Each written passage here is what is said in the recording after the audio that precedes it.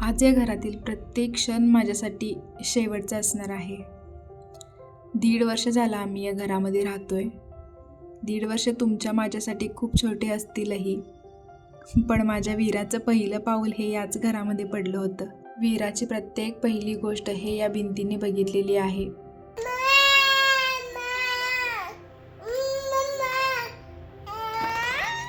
डिलिव्हरीनंतर पहिल्यांदा मम्मीसोबत या घरामध्ये मी आले होते.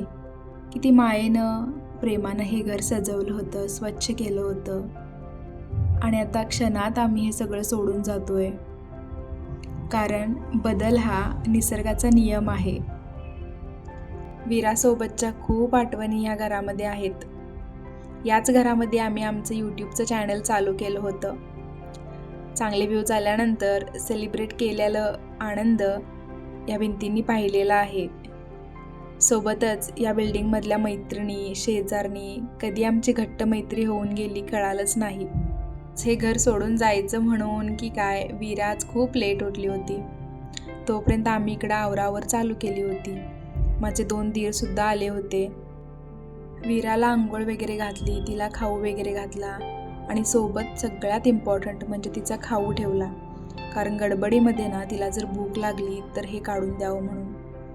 घर माझं रिकामं होत चाललं होतं, पण आठवणी मात्र अशा भरभरून येत होत्या.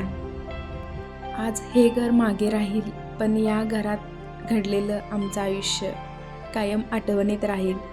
नवीन घर, नवीन आठवणी, नवीन भिंती, नवीन जागा होतीलही, पण हे घर कायमच खास राहील. Thank you home for everything. तुम्हाला पण असा अनुभव आला असेल तर कमेंटमध्ये नक्की शेअर करा. आणि व्हिडिओ आवडला असेल तर लाईक, शेअर अँड सबस्क्राईब. भेटूया नवीन घरामध्ये. बाय.